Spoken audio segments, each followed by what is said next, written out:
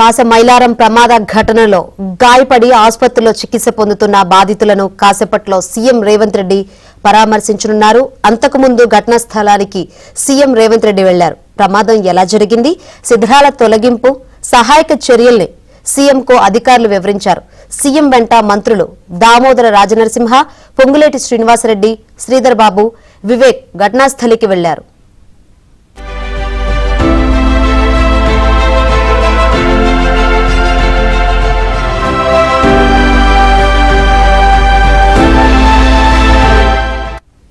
ఘటనా స్థలాన్ని పరిశీలించిన తర్వాత ప్రమాదంపై అధికారులతో సీఎం రేవంత్ రివ్యూ నిర్వహించారు.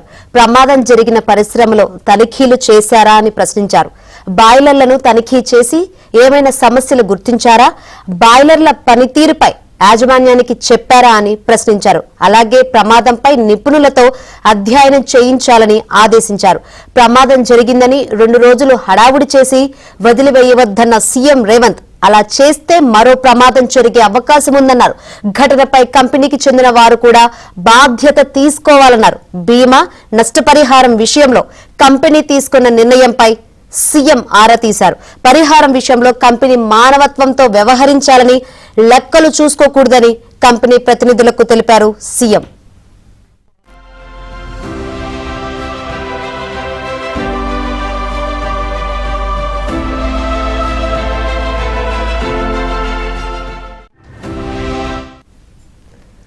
మరి కాసేపట్లో సీఎం రేవంత్ ధృవ ఆసుపత్రికి చేరుకునున్నారు. ధృవ ఆసుపత్రిలో 9 మంది క్షతగాత్రులు చికిత్స పొందుతున్నారు.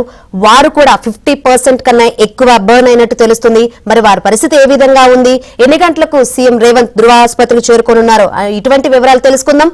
ధృవ ఆసుపత్రి వద్ద మా ప్రతినిధి ప్రవీణ్ లైవ్ ద్వారా సిద్ధంగా ఉన్నారు. ప్రవీణ్,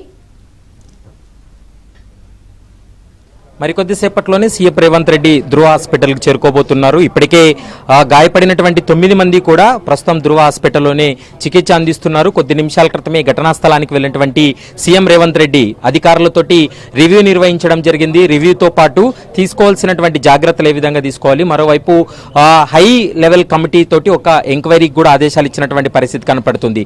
ఇప్పటి వరకు జరిగినటువంటి విచారణకు సంబంధించి ఇప్పటి వరకు ఎలాంటి చర్యలు తీసుకున్నారు, మరోవైపు గతంలో వాటికి అనుమతులు ఏంటి, వాటన్నిటిపైన పూర్తి స్థాయిలో సమగ్రమైనటువంటి నివేదిక ఇవ్వాలంటూ కూడా ఇప్పటికే సీఎం రేవంత్ రెడ్డి ఆదేశాలు జారీ చేసినటువంటి పరిస్థితి కనపడుతుంది. ఇక చనిపోయినటువంటి కుటుంబాలకు ₹1 కోటి నష్టపరిహారం చెల్లించే విధంగా ఆ కంపెనీ యాజమాన్యంతో వాళ్ళతో చర్చించిన తర్వాత ₹1 కోటి నష్టపరిహారం చెల్లించే విధంగా ఆదేశాలు ఇచ్చినట్లు రేవంత్ రెడ్డి కూడా చెప్పినటువంటి పరిస్థితి కనపడుతుంది. ప్రస్తుతం అయితే మాత్రం 16 మంది ఇప్పటి వరకు ఇంకా ఆచూకీ లభించలేదు. ఈ 16 మంది కోసం ఇంకా ఆపరేషన్ కొనసాగుతుంది. ఎన్డీఆర్ఎఫ్ తో పాటు ఎస్డీఆర్ఎఫ్, మరోవైపు అగ్నిమాపక శాఖ బృందాలతో పాటు లోకల్ పోలీసులు కూడా ఆ శిథిలాల కింద ఉన్నటువంటి వారిని ఐడెంటిఫై చేయడం, మరోవైపు సంఘటన జరిగినప్పుడు అంటే పేలుడు సంభవించినటువంటి సమయంలో ఎవరైనా కూడా వాళ్ళు అక్కడి నుండి బయటికి వెళ్ళిపోవడం జరిగిందా, వాళ్ళకి సంబంధించినటువంటి సమాచారం ఇప్పటి వరకు లేదు. కాబట్టి ఈ 16 మందికి సంబంధించి కూడా పూర్తి స్థాయిలో విచారణ కొనసాగుతుంది. మరోవైపు ఇలాంటివి మరోసారి పునరావృతం కాకుండా ఉండాలంటే ఎలాంటి చర్యలు తీసుకోవాలనేటువంటి అంశానికి సంబంధించి కూడా అధికారులకు కొన్ని సూచనలు చేసినటువంటి పరిస్థితి కనపడుతుంది. ఎందుకంటే ఉమ్మడి రాష్ట్రంలో కూడా ఇంత పెద్ద ప్రమాదం పారిశ్రామిక వేడలో, రాష్ట్ర చరిత్రలో పారిశ్రామిక వాడలో ప్రమాదాల్లో ఇంతమంది చనిపోవడం అనేది ఇది మొదటిసారిగా మనం భావించాల్సి ఉంటుంది. ఎందుకంటే ఇప్పటి వరకు అధికారికంగానే 35 మంది ప్రాణాలు కోల్పోయారు. దాదాపు 16 మంది ఇప్పటి వరకు గల్లంతవడం జరిగింది. వాళ్ళ ఆచూకీ కూడా లభించినటువంటి పరిస్థితి కనపడుతుంది. ప్రస్తుతం మనం చూస్తున్నాం, ఇప్పటికే ధృవ హాస్పిటల్ వద్ద ఉన్నాము. ధృవ హాస్పిటల్కి సంబంధించి కూడా ఇప్పటికే పోలీసులు పూర్తి స్థాయిలో బందోబస్తు ఏర్పాటు చేయడం జరిగింది. మరి కొద్దిసేపట్లోనే సంఘటనా స్థలానికి సీఎం రేవంత్ రెడ్డి చేరుకోబోతున్నారు. ఇక 9 మంది కూడా ఇక్కడ వైద్య చికిత్స అందిస్తున్నారు. వారి పరిస్థితి కూడా చాలా విషమంగా ఉంది. వారంతా కూడా అపస్మారక స్థితిలో ఉన్నారు అనేటువంటి అంశాన్ని వైద్యులు కూడా చెప్పినటువంటి సందర్భం కనపడుతుంది. కాబట్టి మరికొద్దిసేపట్లో ఈ క్షతగాత్రుల యొక్క కుటుంబ సభ్యులతోటి సీఎం రేవంత్ రెడ్డి మాట్లాడేటువంటి అవకాశం అయితే కనపడుతుంది. అందులో భాగంగానే ధృవ హాస్పిటల్ వద్ద పోలీసులు బందోబస్తు కూడా ఏర్పాటు చేశారు. సీఎం రేవంత్ రెడ్డితో పాటు పొంగులేటి శ్రీనివాసరెడ్డి, శ్రీధర్ బాబు, తర్వాత మిగిలినటువంటి మరొక ముగ్గురు మంత్రులు కూడా హాస్పిటల్కి రాబోతున్నారు. ఈ హాస్పిటల్లో చికిత్స పొందుతున్నటువంటి వారిని వారి కుటుంబ సభ్యులను కూడా పరామర్శించేటువంటి అవకాశం అయితే కనపడుతుంది.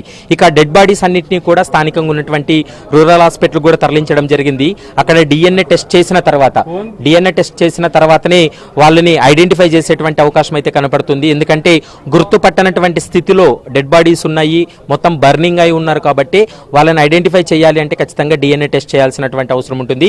వాటికి సంబంధించినటువంటి ప్రక్రియను కూడా ఇప్పటికే అధికారులు పూర్తి చేస్తూ వస్తున్నారు. మరోవైపు ఒరిస్సా, జార్ఖండ్కి సంబంధించినటువంటి వారు ఎక్కువగా ఉండడంతో వారి కుటుంబ సభ్యులకు కూడా ఇప్పటికే హెల్ప్ డెస్క్ ద్వారా సమాచారాన్ని ఆ కుటుంబ సభ్యులు కూడా చేరవేసినటువంటి పరిస్థితి ఉంది. వాళ్ళు కూడా హైదరాబాద్కి రావాల్సినటువంటి అవసరం ఉంటుంది.